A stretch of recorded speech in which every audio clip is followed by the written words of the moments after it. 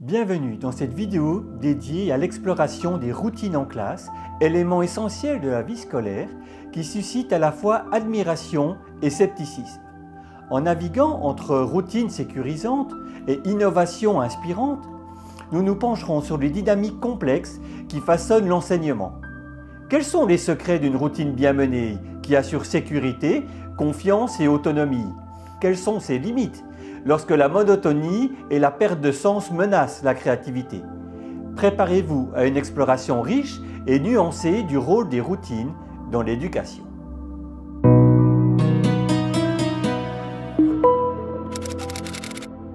Bonjour, je m'appelle Mickaël, j'enseigne en Suisse romande et aujourd'hui je vous emmène dans cette route un petit peu piégée peut-être des routines à l'école. Je suis persuadé que les routines sont une excellente chose, mais il ne faudrait pas non plus que notre vie de classe devienne routinière à l'excès. Une routine, c'est quoi? Une routine à l'école primaire se réfère à un ensemble d'activités organisées qui se déroulent de manière régulière et prévisible. Les routines peuvent être reproduites à l'identique chaque jour ou être un cadre dont on change la toile régulièrement.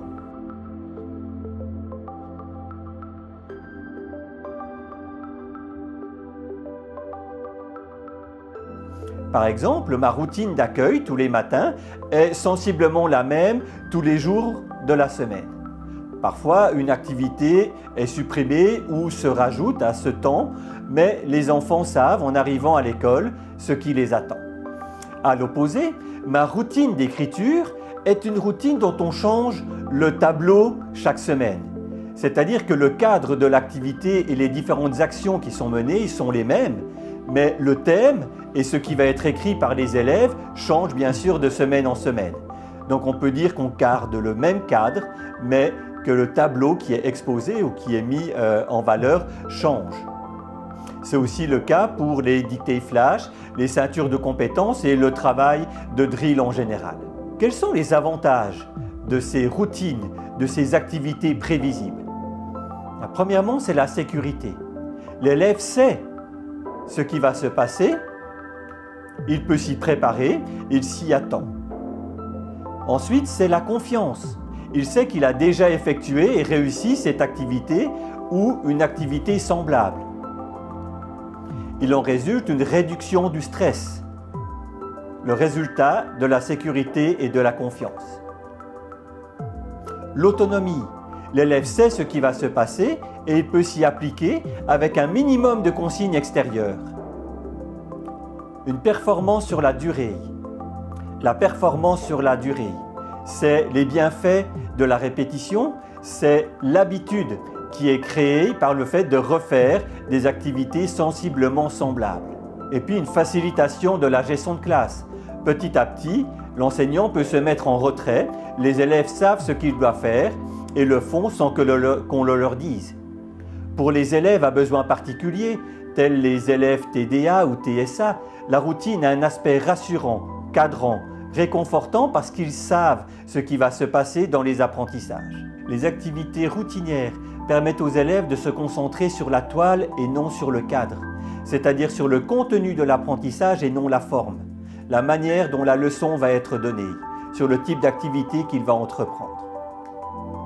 Bien sûr, ce serait trop facile s'il n'y avait que des avantages à ces activités routinières.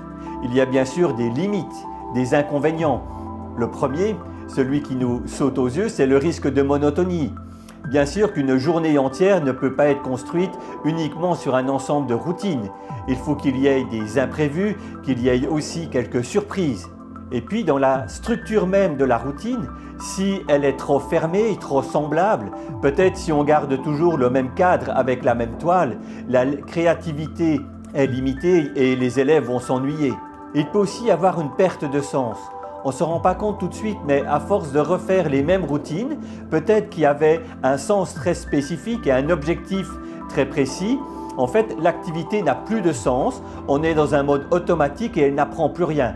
Il faut donc pouvoir cesser cette routine le plus vite possible. Alors, routine ou créativité? Dans la vie courante, l'aspect routinier est opposé à la vie créative. pleine de choses amusantes et de légèreté. On parle de casser les routines, de sortir du cadre, de vivre librement. La van life, par exemple, qui a explosé pendant la période Covid, est un bel exemple de cette envie d'autre chose. Pourtant, la routine est à la base même de l'existence. De par le temps qui nous conduit dans des cycles, jour, nuit, nos besoins de manger, de dormir. La plupart de nos activités régulières sont routinières pour limiter la charge mentale, gagner du temps et de l'énergie. J'ai même entendu dire que des gens s'habillaient toujours de la même manière pour éviter de passer 10 minutes devant leur garde-robe le matin. La routine est donc un ingrédient indispensable à notre vie personnelle et donc à notre vie de classe aussi.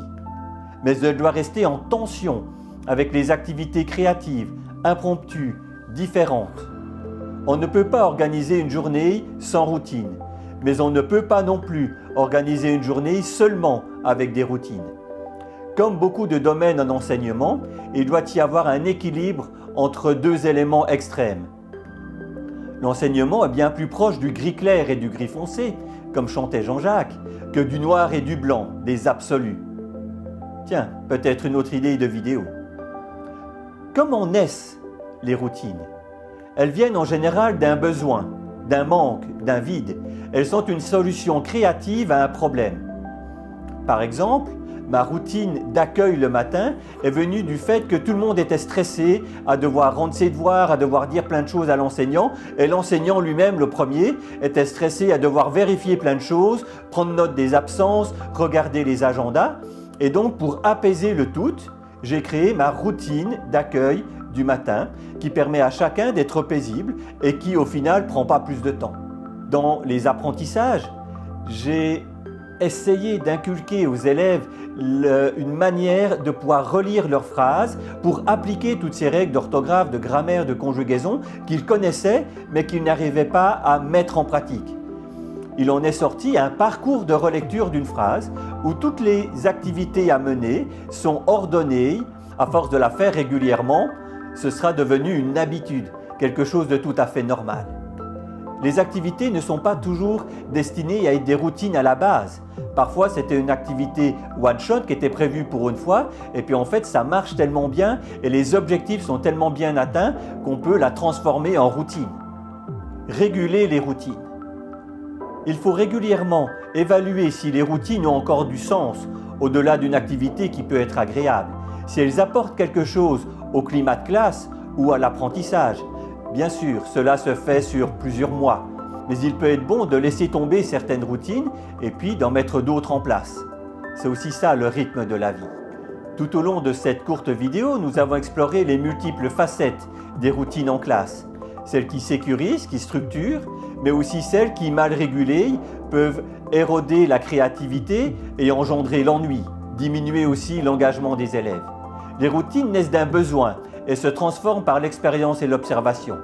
Il est crucial de continuellement évaluer leur pertinence et leur impact sur le climat de classe et sur l'apprentissage au fil du temps. En combinant l'efficacité quotidienne et la capacité d'innovation, l'enseignement peut alors équilibrer routine et créativité pour maximiser l'apprentissage. Merci d'avoir suivi cette exploration et n'oubliez pas que le véritable secret réside dans l'adaptabilité et la réflexion continue sur nos pratiques éducatives. Faites ce que vous aimez, enseignez.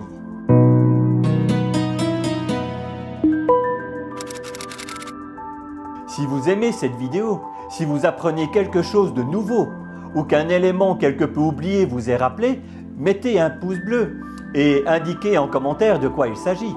Abonnez-vous à la chaîne, activez les notifications. N'étant pas un youtubeur professionnel et passant plusieurs jours de ma semaine dans ma vraie classe, je ne sors plus mes vidéos de manière régulière, mais seulement lorsqu'un contenu pertinent est à proposer. La plupart des gens qui regardent ces vidéos ne sont pas abonnés et ne seront donc pas prévenus de la sortie des prochaines vidéos. Abonnez-vous donc. N'hésitez pas non plus à partager cette vidéo sur vos réseaux sociaux, à en parler dans votre salle des maîtresses et des maîtres et à renseigner notre petite chaîne à vos collègues. Merci beaucoup.